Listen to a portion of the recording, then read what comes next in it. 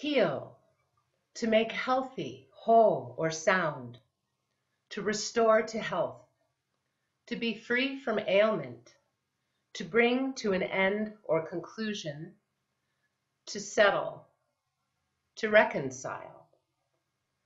When Catherine from the Sunday Services Committee asked me to speak on healing, and we were commiserating about the multi-apocalypse of 2020, I was polite in my email, but honestly, my first response was, "You've got to be kidding. How on earth can I address where we are in this moment?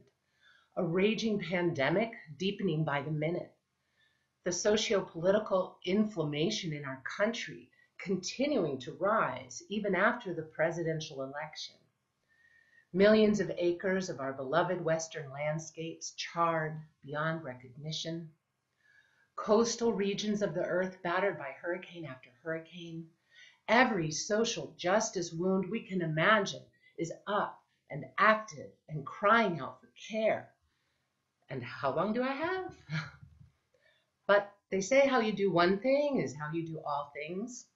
So perhaps I can take a breath, and we can take a breath,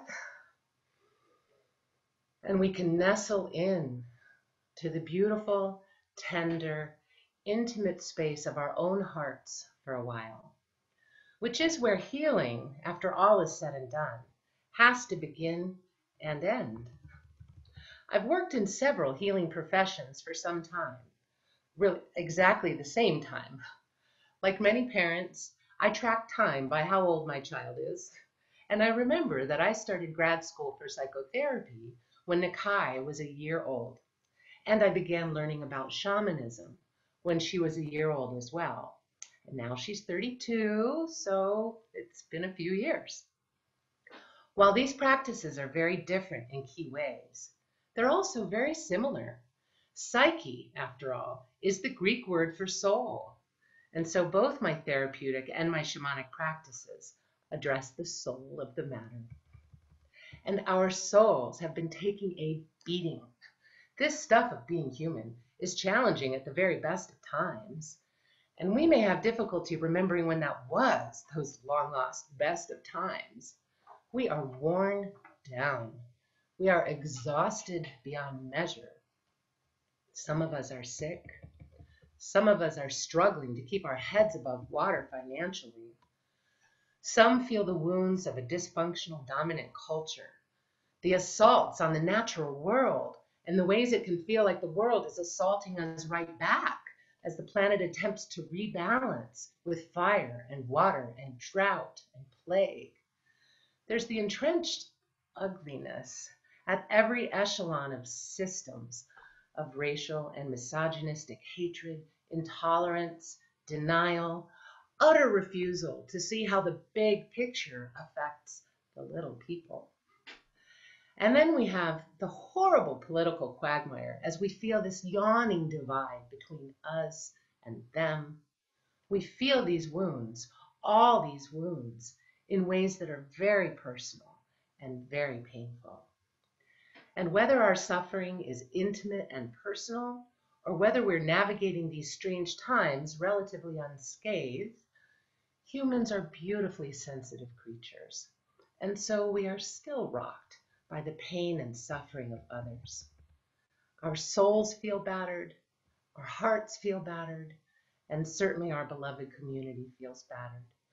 Literally through months of social distancing and the obstacles created as we hide our expressions, our softness and vulnerability behind masks. We are struggling at every level of our being, from the personal to the relational to the national to the global, in a horrifying game of unending whack-a-mole. Where do we start? Well, that's one of the reasons I love the Buddhist metta prayer that Stormy shared at the beginning of the program. I love this beautiful concept of offering compassion, and I especially love that it begins with me. It begins with you. It begins right here. May I be happy. May I be well. Viewed through our Judeo-Christian heritage, Many of us have been taught that this part of the prayer is selfish, that we're good people when we subsume the self and instead offer ourselves up in continual service. But I really, really like that this isn't where the metta prayer ends. It's where it starts. It's where all of us start, at home, in our own bodies, in our own hearts. There's that old trope that counselors are often mocked for. Put on your own oxygen mask first before you help someone else. It's got to be straight out of that movie, What About Bob? Which I love way more than I should. But think about it. Really imagine the scene. If I'm on an airplane and we're in an emergency and I reach out to help someone, but I'm not getting any oxygen myself, it's not just a challenging moment for me to muscle through. If I'm not resourced and I pass out and collapse in the aisle, I'm not only not helping, I have become an obstacle and a burden for everyone around me. So we have to start from where and who we are. So let's start there. Here. I invite you, dear friends, to right now put your hand on your heart too. Greet yourself with kindness and gentle curiosity. How's it going in there? Allow your eyes to close. I won't because I'm reading. Take a few gentle, even breaths.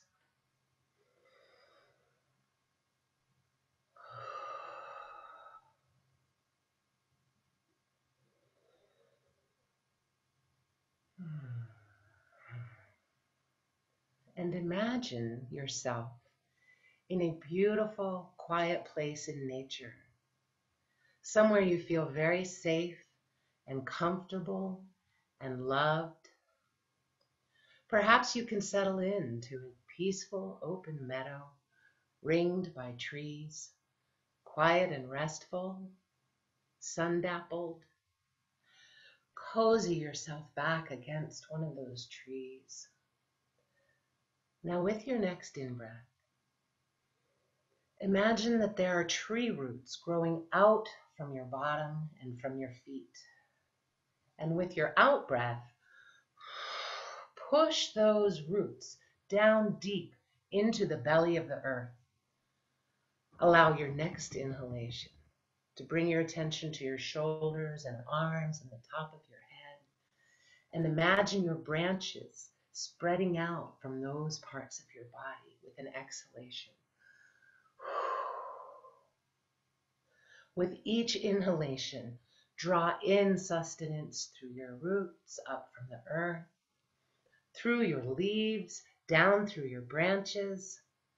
With each exhalation, you send sustenance, send power, send love out to whoever, wherever needs it. Maybe you have someone in mind you'd like to send it to. That's great. And if you don't, that's great. It'll go where it's needed. In, out. Receive, give.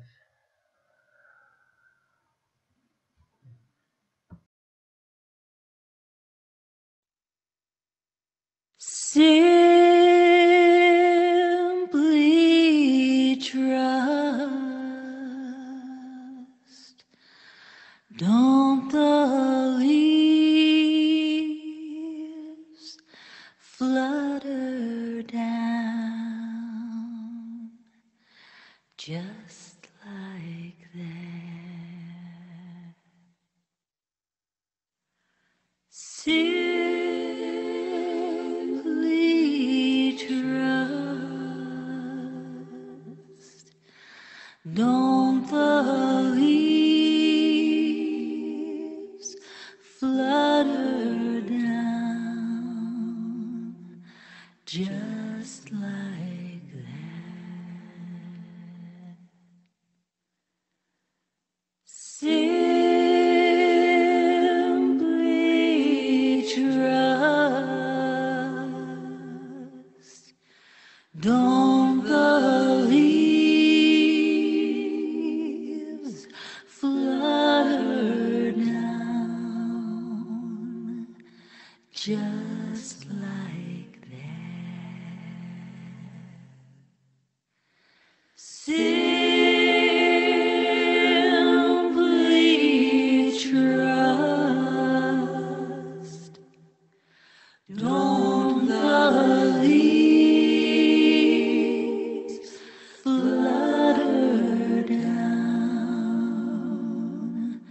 just like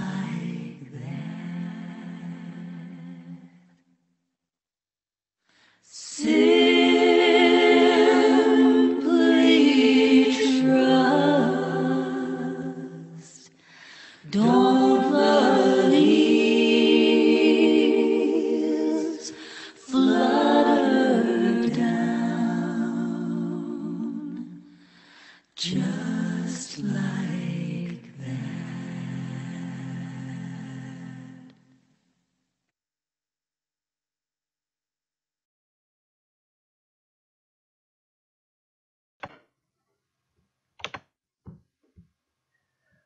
Welcome back, my beautiful grove.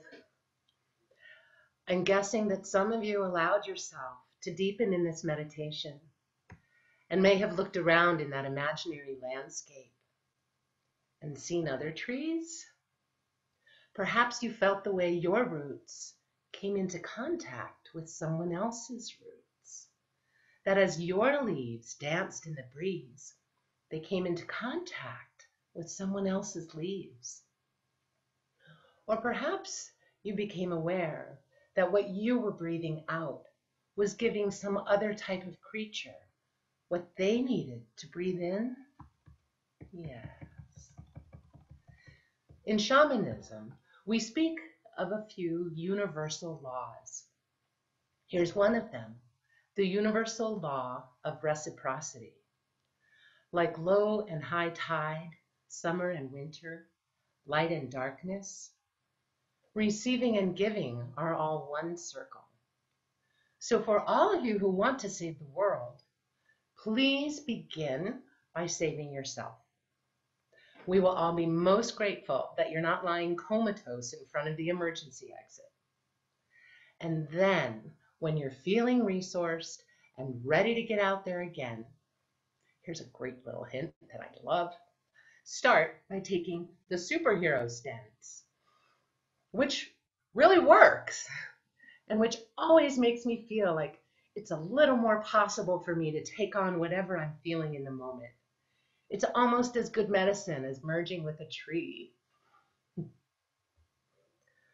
To heal, to make healthy, whole, or sound. Like many of you, I was deeply moved by Larry Carucci's sermon last week and the information he shared about the cosmology of the people of the Marshall Islands.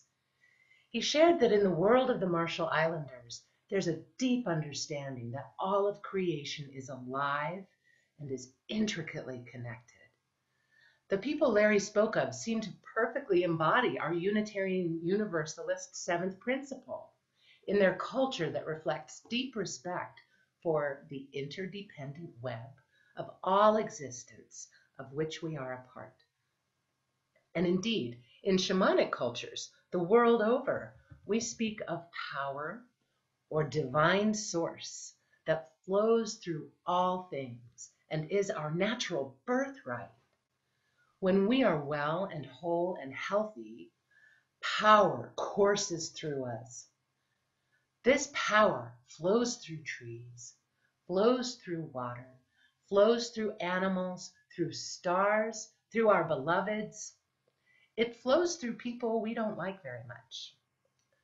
Through a shamanic lens, when we are well, we are in loving relationship, not only with other beings in physical form, but we are in loving relationship with all of existence, with the elemental forces, with spirit guides, helpers, deeply compassionate beings who love us and want the best for us. We are in loving relationship with beloveds who have died and with descendants whom we may never meet. And we recognize that soul exists in many, many different forms. Think of the Velveteen Rabbit.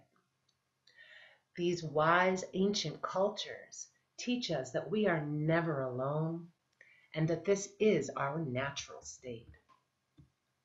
So in these shamanic cultures, when we need healing, it's because our connection to power has been disrupted. What disrupts our connection to power? Trauma, soul loss, intrusion, isolation. And seen through this lens, it's understood that invasive energies, toxic thought forms, others' opinions shot at us like poison darts, overshadowing spirits, these can then move into the space created when we're broken open. Nature abhors a vacuum, after all. One of the most powerful shamanic healings one can experience is soul retrieval, where the shaman enters a trance and journeys through realms of mystery to find the lost soul parts that have been left here and there along a person's life path. The shaman finds them, entreats them to come home, gathers them up, and blows them into the client's heart center. Another very powerful shamanic healing is a dismemberment. Luckily, shamanic work happens in the etheric realms, not these realms of physical form, because dismemberment healings can get pretty messy. There's all kinds of ways dismemberment can happen.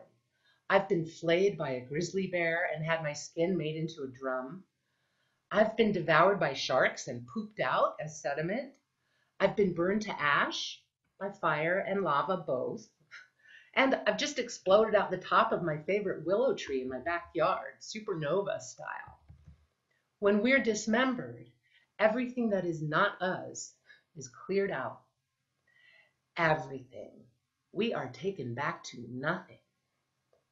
And then, before the healing journey is complete, we're restored to our original blueprint of perfection.